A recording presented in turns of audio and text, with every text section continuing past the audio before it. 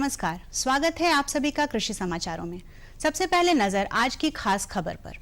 केंद्रीय धान अनुसंधान संस्थान CRRI कटक ने मध्यम और अर्ध गहरे पानी वाले क्षेत्रों के लिए एक उच्च उत्पादक क्षमता वाली किस्म विकसित की है। CR धान 501 नामक इस किस्म को केंद्रीय किस्म जारी समिति ने इस वर्ष असम और उत्तर प्रदेश के लिए जारी किया है। इस किस्म से उत्पन्न होने वाली फसल केवल 155 दिन में तैयार हो जाती है, जिसकी औसत पैदावार 4 टन प्रति हेक्टेयर है, जिनकी उत्पादन क्षमता 3 से 4.5 टन प्रति हेक्टेयर है। इन किस्मों में वर्ष 2005 में जारी होने वाली वर्षा धान किस्म काफी लोकप्रिय है। इसकी उत्पादक क्षमता 4 टन प्रति हेक्टेयर है। CRRI ने देश के विभिन्न भागों में भी मध्य और अर्ध गहरे क्षेत्रों के लिए उपयुक्त धान की किस्मों की पहचान की है। आर्थिक मामलों की मंत्रिमंडलीय समिति CCEA ने राष्ट्रीय कृषिगत विस्तार तथा तकनीक अभियान यानी NMAET के 12वीं पंचवर्षीय योजना के दौरान क्रियान्वयन को स्वीकृति प्रदान की। इस स्वीकृति के पश्चात NMAET का विस्तार तथा इसके घटकों का प्रसार का उचित रूप से मापन तथा क्रियान्वयन किया जाना है। इस मिशन हेतु कुल 13,073.08 करोड़ रुपए का प्रावधान किया गया है, जिसमें भारत सरकार की हिस्सेदारी 11,390.68 करोड़ तथा संबंधित राज्य की हिस्सेदारी 1,682.40 करोड़ रुपए होनी है। NMET को इन योजनाओं के एकीकरण के माध्यम से इस उद्देश्य की दिशा में अगले कदम के रूप में योजनाबद्ध किया गया है। इस बार मौसम के बदले मिजाज गेहूं की पैदावार में 15% तक गिरावट बड़े खतरे की घंटी है। गेहूं की किल्लत व खुले बाजार में दाम अधिक होने के कारण सरकारी क्रय केंद्र सूने पड़े हैं। लगातार 2 वर्ष से गेहूं उत्पादन में आ रही गिरावट से कृषि विभाग भी हैरान है। गेहूं उत्पादन गिरने की समस्या केवल यूपी की नहीं है, पड़ोसी हरियाणा व पंजाब में भी मौसम की मार से फसल खराब हुई है। वहां 6 से 10% तक गेहूं उत्पादन कम हुआ। पश्चिमी उत्तर प्रदेश में भी जनवरी से फसल कटाई तक वर्षा ज्यादा होने व तापमान में गिरावट से दाना अपेक्षाकृत छोटा और पतला रह गया, जिससे प्रति हेक्टेयर 50 किलोग्राम से 2 क्विंटल तक गेहूं कम पैदा हुआ। पूर्वांचल में औसतन 22 से 25 क्विंटल प्रति हेक्टेयर पैदावार रही। गेहूं का उत्पादन भले ही घटा, लेकिन बुआई के रकबे में मामूली बढ़ोतरी रही। कृषि विभाग के आंकड़े के मुताबिक इस वर्ष करीब 2% गेहूं बुआई का रकबा बढ़ा। गत 3 वर्ष से गेहूं बुआई क्षेत्र लगातार घट रहा था। वर्ष 2011-12 में 99.69 लाख हेक्टेयर क्षेत्रफल में बुआई हुई, जो सर्वाधिक थी। इसके बाद से बुआई क्षेत्रफल लगातार घटा और गत वर्ष 99 लाख हेक्टेयर पहुंच गया। क्षेत्रफल बढ़ जाने से गेहूं उत्पादन कम रहने की भरपाई होने की उम्मीद है। गेहूं व अन्य खाद्यान्न फसलों की उत्पादकता में लगातार गिरावट भी चिंताजनक है। वर्ष 2011-12 के उत्पादकता औसत 29.47 क्विंटल प्रति हेक्टेयर को अब तक नहीं दोहराया जा सका। इस बार रबी सीजन की शुरुआत से ही मौसम ने साथ नहीं दिया और औसत उत्पादन लक्ष्य घटाकर 36 क्विंटल प्रति हेक्टेयर कर देने के बावजूद पूरा नहीं किया जा सका। उत्पादकता व उत्पादन बढ़ाने की योजना परवान न चढ़ने से किसानों को गेहूं का अधिक दाम मिलने की उम्मीद बढ़ी है। वहीं खाद्यान्न का कारोबार करने वालों का मानना है कि गेहूं की फसल कमजोर रहने से इस बार ऑफ सीजन में दाम चढ़ने की आस है। किसानों के लिए लौकी की पूसा संकर किस्म अधिक लाभदायक सिद्ध होती है। इसके फल हरे, लंबे, हल्के रूप के होते हैं तथा सुगम पैकिंग व दूर तक ले जाने के लिए उपयुक्त होते हैं। फल तुड़ाई के लिए 45 से 55 दिन में तैयार हो जाते हैं। फलों की पैदावार ग्रीष्म ऋतु में 625 क्विंटल व खरीफ में 470 क्विंटल प्रति हेक्टेयर है, जो पूसा नवीन की तुलना में 1.5 गुना है। इसकी बुआई 60 सेंटीमीटर नालियों के किनारों पर की जाती है। लौकी के लिए 2 नालियों के बीच 3.5 मीटर का फासला रखा जाता है। एक बेल से दूसरी बेल का फासला 60 सेंटीमीटर रखा जाता है। लौकी के पौधों से अधिक फल लेने के लिए प्रजनन तथा हार्मोन के प्रयोग से मादा फूलों की संख्या बढ़ाई जा सकती है। एथ्रेल 200 से 250 मिलीग्राम प्रति लीटर का घोल जब 2 पत्तियां वाले पौधे हो जाएं, तब छिड़कना चाहिए। ऐसा करने से पौधों में मादा पुष्पों की संख्या अधिक हो जाती है और अधिक फल लगने के कारण उपज बढ़ जाती है। उत्तर प्रदेश भूमि सुधार निगम 3 विकास खंडों सौरिक, हसेरन और उर्मदा को 1502 हेक्टेयर बंजर भूमि को बरसात से पहले तैयार करने में जुट गया है। विभागीय अधिकारियों के मुताबिक धान की फसल लगने से बंजर भूमि में पर्याप्त मात्रा में पानी भरने से मिट्टी की उर्वरा शक्ति में इजाफा होता है। सोडिक लैंड रिक्लेमेशन की तृतीय परियोजना के अंतर्गत 25 गांवों के खेतों में इस बार उन्नत किस्म की धान की फसल लहराएगी। इसके लिए यूपी भूमि सुधार निगम ने सैकड़ों ट्यूबवेल लगवाकर सिंचाई की समुचित व्यवस्था की है। भूमि सुधार निगम के अनुसार चिन्हित गांवों के लगभग 3714 खेतों में जो किसान धान की खेती करेंगे उन्हें मुफ्त उन्नतिशील बीज दिए जाएंगे। विश्व बैंक केंद्र व राज्य की परियोजनाओं के तहत किसानों को स्वयं सहायता समूह के माध्यम से प्रति हेक्टेयर समतलीकरण के लिए 1000 रुपए, बी और सी श्रेणी की भूमि के लिए 150 से 300 रुपए, कच्ची नाली निर्माण और जुताई के लिए 400 रुपए हेक्टेयर की दर से भुगतान बैंकों के माध्यम से किया जा चुका है। विभाग के टीसीओ के अनुसार भूमि विशेषज्ञ लगातार चयनित क्षेत्रों की मॉनिटरिंग कर रहे हैं। मिट्टी के नमूने भरकर उनकी उपजाऊ दक्षता मापी जा रही है। गांव में जून जुलाई में धान की हरियाली छा जाएगी। इसके लिए उन्नत बीज, खाद और सिंचाई के लिए कार्य योजना तैयार कर ली गई है। किसान भाइयों, कृषि समाचारों के बाद आइए अब जानकारी लेते हैं प्रदेश की प्रमुख मंडियों के ताजा मंडी भावों की।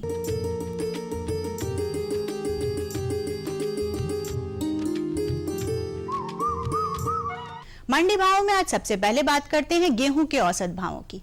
आगरा की मंडी में गेहूं 1450 रुपए प्रति कुंतल, इलाहाबाद की मंडी में 1410 रुपए प्रति कुंतल, कानपुर की मंडी में 1425 और लखनऊ की मंडी में गेहूं का भाव 1420 रुपए प्रति कुंतल रहा।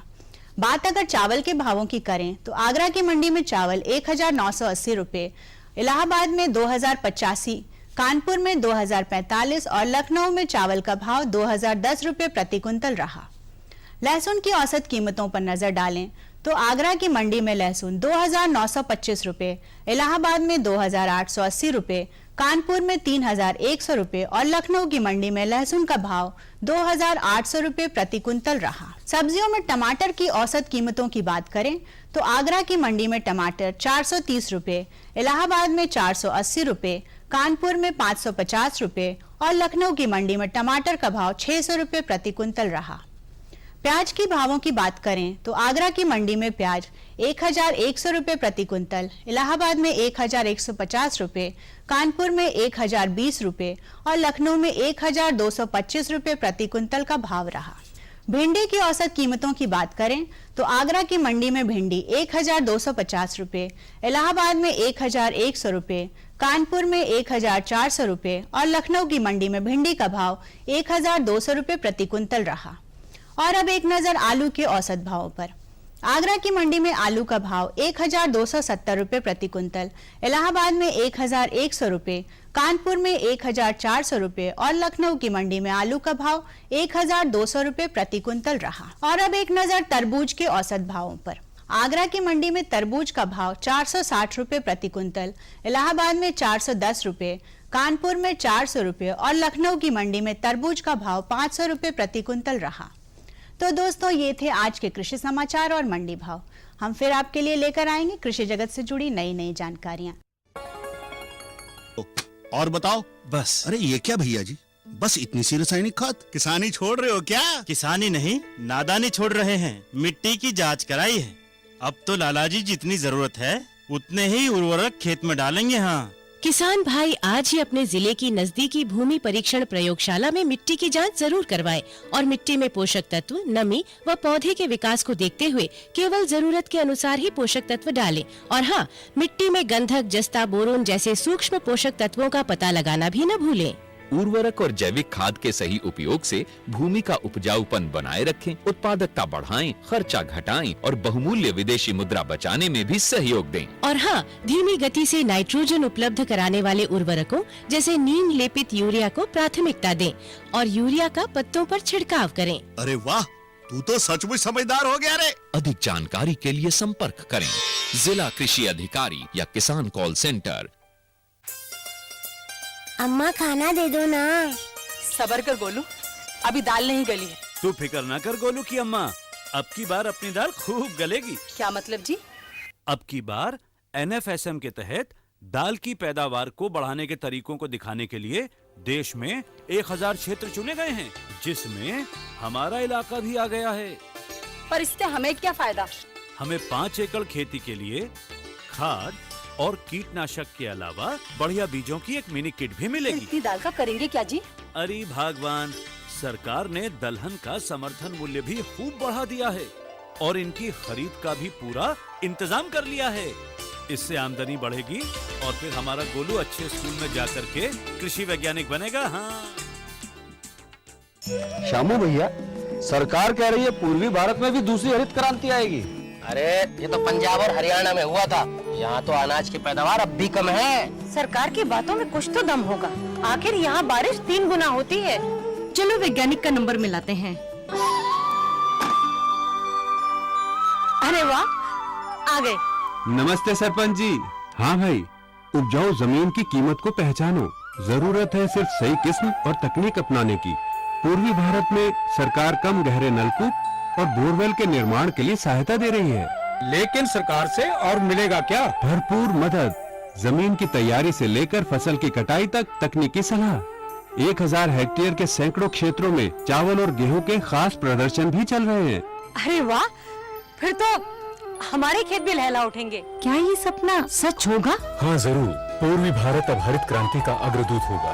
आओ हम सब मिलकर कदम बढ़ाएं। खुशबू की फुहार में, स्वाद की बहार में, तरक्की की तानों में, खिलती मुस्कानों में, हरे भरे पौधों में, बड़े बड़े सौदों में, मधुर भिनभिनाहट में, खुशियों की आहट में, बागबानी मिशन,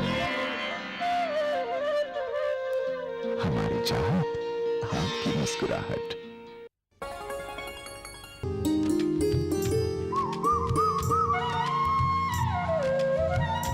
कृषि समाचार के बाद एक बार पुनः आपका कृषि दर्शन कार्यक्रम में स्वागत है। मेरे भाइयों, कहते हैं कि काम करो मन से मगर साथ में हो नव ज्ञान और सुख समृद्धि आएगी और बढ़ेगा मान। देखिए, परिश्रम तो हम सभी लोग करते हैं, लेकिन जो नवीनतम जानकारियों को प्रयोग करते हुए परिश्रम करता है, अधिकतम लाभ उसी को मिलता है। और हमारा भी यह प्रयास रहता है कि समय समय पर हम आपको नवीनतम जानकारियां दिलवाएं, जिनका प्रयोग करके आप अधिकतम लाभ प्राप्त करें। बहनों भाइयों, गर्मियों का मौसम चल रहा है। इस समय हमारे दुधारू पशुओं में दूध का उत्पादन कुछ कम हो जाता है, तो इस समस्या से कैसे निपटा जाए और उनका दूध उत्पादन कैसे बढ़ाया जाए, इसकी जानकारी होना बहुत आवश्यक है। तो इसी परिप्रेक्ष्य में आज हम आपको जानकारी दिलवाने जा रहे हैं गर्मियों के मौसम में दुधारू पशुओं से अधिक दुग्ध उत्पादन कैसे लें। और इस विषय पर जानकारी देने के लिए आज हमारे बीच में उपस्थित हैं पशुपालन निदेशालय लखनऊ के उप निदेशक डॉक्टर वीके सिंह। डॉक्टर साहब, आपका बहुत बहुत स्वागत है। नमस्कार किसान भाइयों और भाइयों। डॉक्टर साहब, सबसे पहले हम ये जानना चाहते हैं कि गर्मियों का जब भी मौसम आता है, हमारे दुधारू पशुओं में दूध का उत्पादन कम हो जाता है, ऐसा क्यों होता है? कि पहले तो मैं आपके माध्यम से अपने किसान भाइयों बहनों को मुबारकबाद देना चाहता हूं कि उनके ही प्रयास से आज हमारा प्रदेश संपूर्ण भारत में प्रथम स्थान पर है। ये बात सही कही कि जिस तरह का मौसम का परिवर्तन होता है तो उस तरह के ही हमारा दूध उत्पादन भी गर्मी में कम हो जाता है। तो इससे गर्मी से बचने के लिए हमको अपने पशु की भी उसी तरह से देखभाल करने की आवश्यकता है जिस प्रकार के हम लोग मौसम से अपने को बचाने का प्रयास करते हैं। जी अच्छा डॉक्टर साहब, दूध के उत्पादन को बढ़ाने के लिए, सामान्य करने के लिए क्या उपाय हमारे पशुपालक बहन भाई कर सकते हैं? देखिए, इसमें 2-3 बातें मुख्य रहती हैं। एक तो हमारा पशु का प्रबंधन रहे कि पशु का हम ठीक तरह से उपचार करें, रोग नियंत्रण जो करें, उसका दूध किस तरह से निकालें जिससे कि दूध में जो माइक्रो बैक्टीरिया जो होते हैं जीवाणु, उनकी क्षमता कम हो जाए और दूध हमारा कटे और फटे नहीं, जिससे कि हमें अच्छा दाम मिल सके। तीसरा, दूध निकालते समय ऐसी प्रणाली उपयोग में लाई जाए जिससे कि दूध में संक्रमण न हो। तीसरा, पशु को किस तरह से हम चराने के लिए ले जाएं ताकि दूध का कम से कम प्रभाव उनके ऊपर पड़े। तो डॉक्टर साहब, ये जैसे आपने पशु प्रबंधन की बात की, इनमें हम किन बातों को ध्यान में रखें जिससे दूध का उत्पादन हमारा अच्छा हो? देखिए, एक तो बात आती है हमारा कि रोग नियंत्रण का, कि रोग नियंत्रण में पशु अगर स्वस्थ होगा तो ही स्वच्छ दूध देगा, और स्वच्छ दूध देगा तो हमें अधिक आय हो सकेगी। तो इसलिए जो खुरपका मुहपका रोग है, थैलेला रोग है, ये रोग प्रमुख होते हैं जिनसे कि पशु का दूध कम हो जाता है, और दूध उत्पादन क्षमता होते हुए भी दूध कम देने से उसकी आय कम हो जाती है। तो एक तो ये कि जो हमारा खुरपका मुहपका रोग है, इसके लिए विभाग के माध्यम से टीकाकरण कराया जाता है, लेकिन फिर भी किसान भाइयों से हमारा अनुरोध रहा है कि वो सब चिकित्सालय से संपर्क करके इसका टीका पहले लगवा लें, ताकि पशुओं में ये बीमारी ना हो सके। डॉक्टर साहब, जो हमारी पशुशाला होती है, तो क्या उसके प्रबंधन का भी दूध के उत्पादन पर कुछ प्रभाव पड़ता है? हाँ, बहुत अच्छा आपने समय प्रश्न पूछा कि गर्मी का प्रभाव या मौसम का प्रभाव उतना ही पड़ता है जिस प्रकार की गर्मी पड़ रही है। हमारा कितना ही अच्छा पशु है, अच्छी नस्ल का है, लेकिन अगर मौसम का प्रबंधन नहीं कर पाएंगे तो हमें उत्पादन कम मिलता है। इसमें जो विदेशी हमारी नस्लें हैं, दूध देने में तो अच्छी है, जर्सी है, ऑस्टिन फ्रीजियन है या संकर गाय, लेकिन अगर वो हम गर्मी के मौसम में उचित प्रबंधन नहीं कर पाएंगे तो उनसे हमें दूध अच्छा नहीं मिल पाएगा। तो इसके लिए हम किसान भाइयों से ये भी कहना चाहेंगे कि जो पशुपालक हमारे अच्छे हैं, संसाधन जिनके पास अच्छे हैं, उनको तो कूलर या पंखे की व्यवस्था करनी पड़ेगी। जो संसाधन के कम है, जो हमारे भारत में ज़्यादातर पशुपालक हैं जो संसाधन कम रखते हैं, उनके से अनुरोध ये रहेगा कि वो हमारी जो स्वदेशी नस्लें हैं, जो किसी मायने में भी अच्छी नस्लों से कम नहीं है, उनकी रोग प्रतिरोधी क्षमता और हमारा वातावरण सहन करने की क्षमता अच्छी होती है, जिसमें कि हमारी प्रमुख नस्ल है साहिवाल। तो ये साहिवाल नस्ल के द्वारा हमें अच्छा दूध मिल जाएगा और 15 से 20 लीटर के बीच में हम दैनिक उत्पादन ले सकते हैं। जी, गर्मियों में हमारे जो पशु हैं उनका खान पान डॉक्टर साहब किस तरह का होना चाहिए, क्योंकि खान पान का भी तो दुग्ध उत्पादन पे असर पड़ता है। जी, अब देखिए खान पान में ये विशेष ध्यान रखना है कि जो भी चारा दें, हम जानते हैं आप चारा में एक तो भूसा खिलाया जाता है, दूसरा हरा चारा दिया जाता है। तो हरा चारा भी उसका एक भाग होना चाहिए। हरा चारा अगर उपलब्ध नहीं है तो जो हम लोगों ने साइलेज या ये बना रखा है उसको इस अवस्था में देना का बहुत आवश्यक है। मिनरल मिक्सचर देना आवश्यक है। और जो हम सानी करें, जब भी दोहन करें तो सानी करें तो सानी में पर्याप्त मात्रा में नमी हो, तो वो पानी जो शरीर में जाएगा वो उसका रिहाइड्रेशन का काम करेगा, पानी की कमी को दूर करेगा। दूसरी चीज होती है कि ऐसे में जो हम हरा चारा खिला रहे हैं, किसान ला रहा है अपने खेत से, लेकिन इस समय की जो चरी है और खेत में अगर एक हफ्ते पूर्व से पानी नहीं लगा है तो उससे भी एक रोग हो जाता है, जैसे कि हाइड्रोसानिक एसिड विषाक्तता, यानी कि HCN विषाक्तता कहते हैं, जिससे पशु हमारा 2-3 घंटे के अंदर मर भी सकता है। तो किसान भाइयों से अनुरोध करूंगा आपके माध्यम से कि ऐसा खेत जिसमें चरी लगी हुई है और एक हफ्ते से पानी नहीं लगा है, उस चरी को कदापि पशुओं को न खिलाएं। अब उसको बर्बाद भी नहीं कर सकते, तो उसके लिए एक है कि अगर बगल में कोई नहर या भूल जा रही है तो उस चरी को अगर पानी संभव हो तो खेत में पानी लगा दें, फिर उसको खिलाएं। नहीं तो चरी को काटने के बाद में करीब 6-7 घंटे उसको पानी में डूबा हुआ पड़ा रहने दें, उसके बाद वो चरी खिलाएंगे तो जिसकी न्यूट्रिटिव वैल्यू ज्यादा होगी वो नुकसान न करके वो फायदा करेगी। अच्छा डॉक्टर साहब, दूध को जब हम निकालते हैं तो दूध को दुहते समय भी कोई ऐसी बातें हैं जिनको ध्यान में रखना चाहिए जिससे पशु भी स्वस्थ रहे और उत्पादन भी अच्छा हो?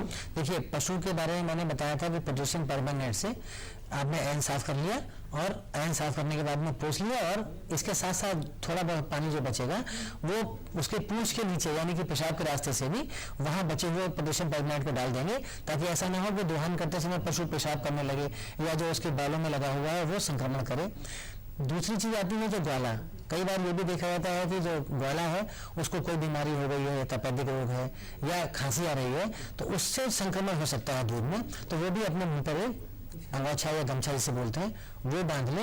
और तीसरा महत्वपूर्ण चीज होती है जो बर्तन जिसमें कि दूध दोहन किया जा रहा है, वो एक तो लोग बाल्टी में करते हैं, खुली होती है, तो बाल्टी में होके वो इस तरह का हो ताकि वो साइड से उसका मुंह खुला हो, ताकि तेजी धार जाए और ऊपर से पशु का बाल वगैरह कोई चीज अंदर न गिरे और संक्रमण न हो सके। डॉक्टर साहब, आपने इतनी उपयोगी जानकारी दी हमारे किसान बहन भाइयों को, इसके लिए आपको बहुत बहुत धन्यवाद।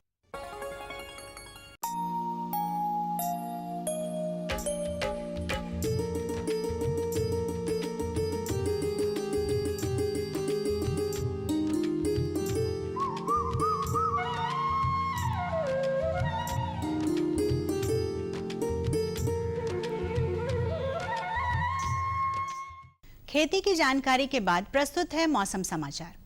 पिछले दिनों प्रदेश का अधिकतम तापमान 41 से 44 तथा न्यूनतम तापमान 22 से 24 डिग्री सेल्सियस के बीच दर्ज किया गया। सभी क्षेत्रों में धूल भरी तेज हवाएं चलती रहीं। मौसम विभाग के पूर्वानुमान के अनुसार अगले 2 दिनों में प्रदेश के ज्यादातर क्षेत्रों में तेज धूप के साथ मौसम साफ रहेगा। तापमान और बढ़ने की संभावना है, साथ ही धूल भरी तेज हवाएं भी चलेंगी। अधिकतम तापमान 43 डिग्री सेल्सियस के आसपास तथा न्यूनतम तापमान 25 डिग्री सेल्सियस के आसपास रहने की उम्मीद है। कृषि विशेषज्ञों की किसान भाइयों को सलाह है कि रबी फसलों की कटाई के बाद फसल अवशेष को जलाएं नहीं, बल्कि इसे खेत में जोतकर मिलाएं व सड़ाकर मृदा की उर्वरा शक्ति बढ़ाएं। रबी फसलों की कटाई के बाद मिट्टी पलटने वाले हल से खाली खेतों की गहरी जुताई कर दें। गर्मी की जुताई से फसलों को नुकसान पहुंचाने वाले खरपतवार और हानिकारक कीट नष्ट हो जाते हैं। किसान भाइयों, गर्मी की जुताई से भूमि में जल धारण क्षमता बढ़ती है, साथ ही कार्बनिक पदार्थों को सहायता पहुंचती है। खेती में मौसम के साथ समय का भी खासा महत्व होता है। समय पर बोई फसलों से अच्छा उत्पादन मिलता है। खरीफ फसल में जो किसान भाई धान की खेती करना चाहते हैं, वे इसकी नर्सरी डाल दें।